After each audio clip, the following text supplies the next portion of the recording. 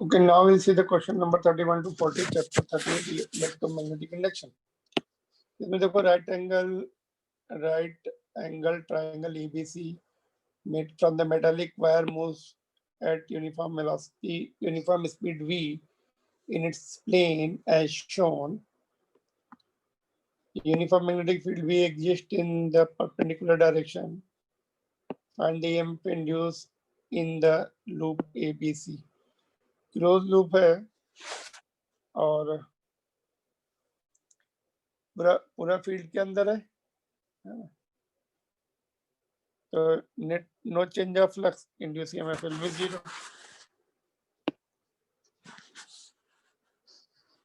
ठीक है. B part, find the induce EMF in the segment BC. ठीक है. बीएलवी, बी लेंथ उसकी बीसी है, B positive and will be C क्योंकि field is outward. Positive charges के ऊपर फोर्स नीचे लगेगा तो सी पर इकट्ठे हो जाएंगे. देन सी पार्ट में in the segment AC, AC segment जो है पैरेलल टू बी है तो no induce EMF between the two ends 0. And in the segment AC, in the segment AB sorry, इसकी प्रोजेक्टेड लेंथ तो यही आएगी तो it will be B into BC into V because velocity के perpendicular length चाहिए. ये velocity ये वाला component लेना पड़ेगा BC.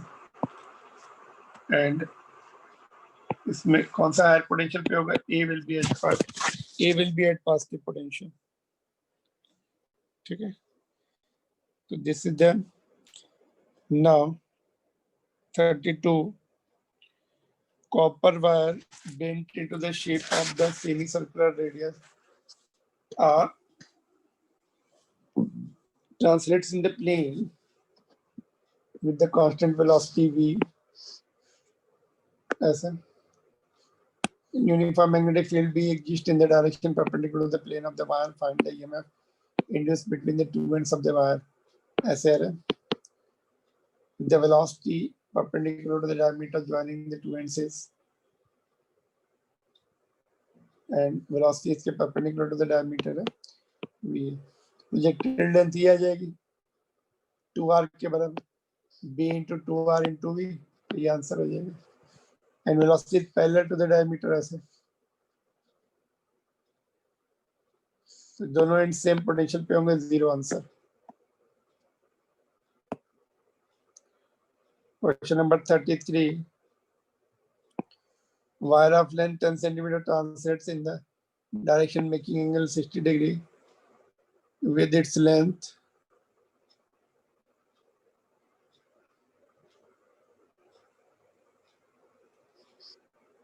with its length.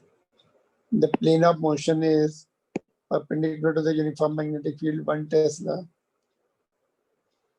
that exists in the space.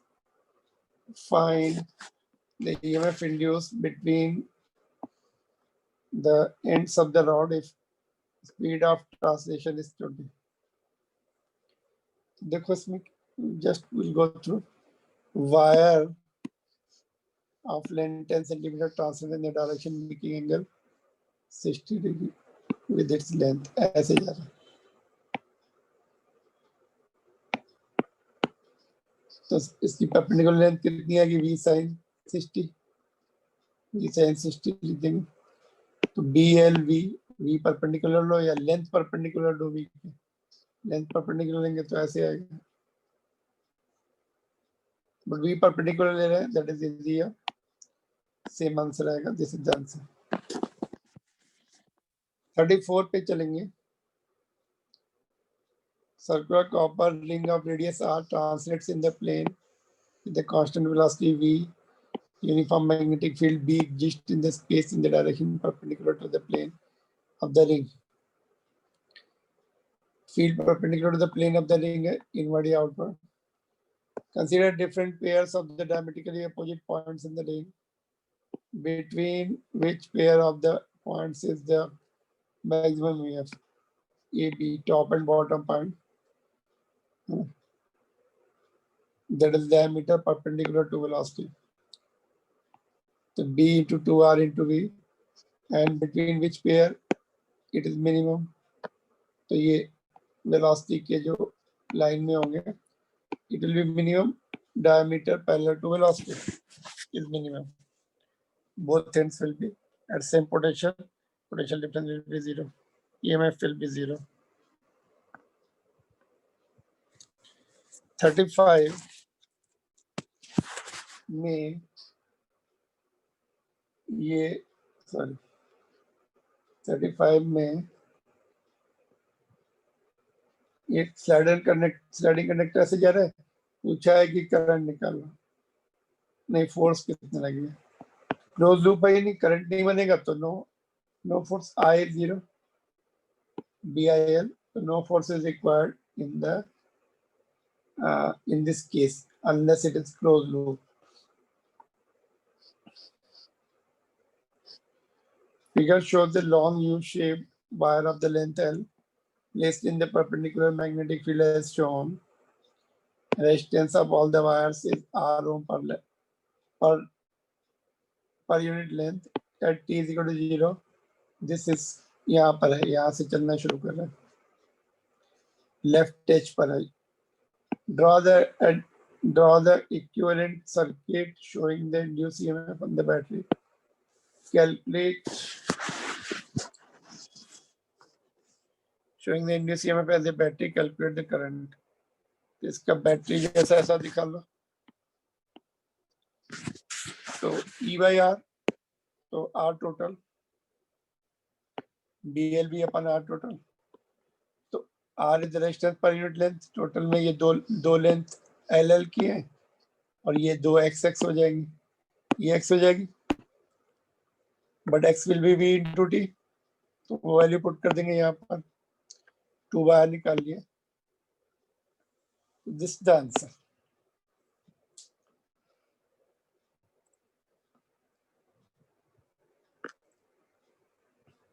In this question, consider the situation of previous problem. Calculate the force needed to keep the sliding wire moving with the constant velocity V. The force needed is BIL. तो I की value put कर दो previous वाले से, ये force आ गया. Second part में, if the force needed just after T is equal to 0 is F naught, find the time at which the force needed will be half of this. F naught initial होगा, initial में ये 0 होगा, X will be 0, तो ये आ गया. तो F will be half of F naught by 2. F की value put कर दी, F naught की वैल्यू पुट कर दी है, और कितने टाइम मिलेगा तो T के लिए सॉल्व कर लेंगे. ये सब कैंसिल हो गया. इसको सॉल्व किया तो T की वैल्यू L by V मिल गई.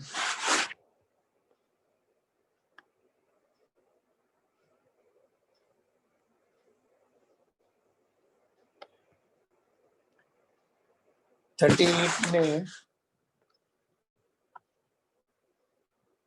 सिचुएशन दी हुई है, कई सारे पार्ट हैं, ये सब डायग्राम में दिख रही है.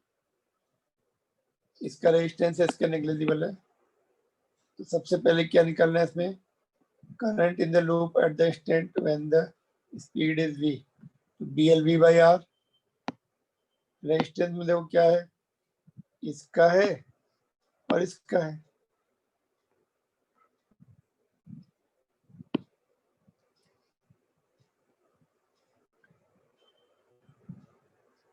स्लाइडर का R है, इसका कैपिटल R. तो टोटल रेजिस्टेंस इतना हो गया. बी में पूछा है find out the acceleration.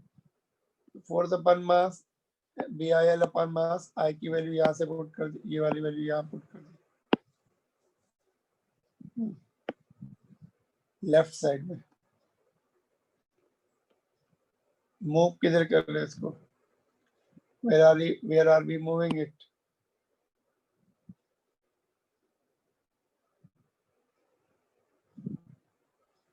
Wire PQ push towards right. Right move कर रहे हैं तो फोर्स लेफ्ट लगेगा इसमें.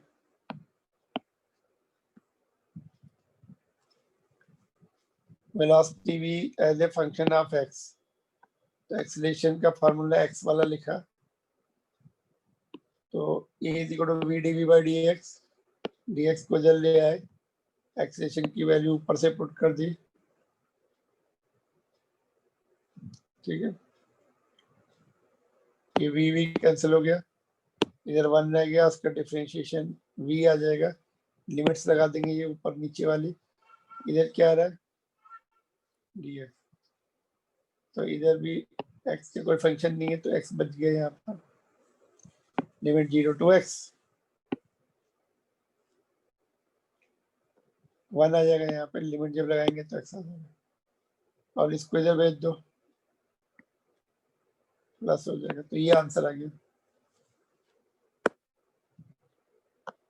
39 में रेक्टेंगुलर लूप दिया है, टोटल रेजिस्टेंस का दिया है, pulled in the magnetic field this much with the force it is found that frame moves with the constant velocity. this constant speed निकालनी. तो F is equal to b square l square v by r. यहाँ पे सब value put कर दी तो v आ जाएगा. उसके बाद b पार्ट में EMF induced in the loop. तो BLV C में करंट है, तो E अपॉन R, R की वैल्यू 2 है, पुट कर दिया, सॉल्व कर लिया. Resistance of E. Now C में और क्या निकालना है? The potential difference between the points A and B, A and B के. तो करंट निकाल लेंगे पहले. I is equal to E by R, current आ गया. रेजिस्टेंस ऑफ AB पर यूनिट लेंथ से टोटल 2 ओम है, 80 सेंटीमीटर का, तो 8 का 1/5 आ गया. तो VAB विल बी यहाँ से यहाँ तक का, यही पार्ट अंदर है. देखो इसमें BLV है, माइनस आया, इसमें BLV होगा, और R इसका जो रेजिस्टेंस है वो इंटरनल रेजिस्टेंस जैसा काम करेगा, उसको माइनस करना पड़ेगा यहाँ का. तो BLV में से माइनस IR करना पड़ेगा. रेजिस्टेंस अभी भी हमने निकाल लिया, तो ये आ गया. D जो है the potential difference between the points C and D. CD बाहर है, तो इसमें क्या होगा? IR से निकाल दो, I into R. Induce EMF इसमें और इसमें नहीं हो रहा, ये बाहर की तरफ है. इसमें ओम्स लॉ से निकाल लेंगे I into R. तो I into R जो है 4 into 10⁻³ question number 40. Figure shows the metallic wire of resistance this much. U-shaped metallic rail is there, separation is given, current is given, and speed is given, horizontal component दिया है. तो horizontal component दिया है, तो cut किसको करेगा? ये vertical component को कट करेगा.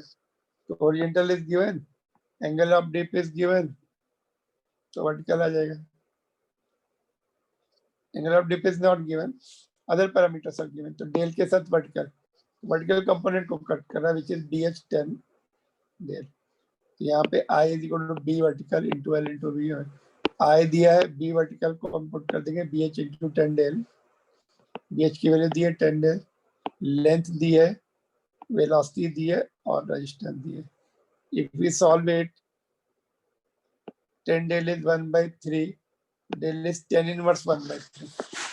तो यहाँ पर डिप एंगल जो है आ गया. तो हॉरिजॉन्टल वायर जब चलती है ऐसा, वर्टिकल कंपोनेंट्स को कट करती ऐसे प्लेन में, हॉरिजॉन्टल प्लेन। तो वर्टिकल कंपोनेंट डिप एंगल से निकाला और पुट कर दिया। That's all. ये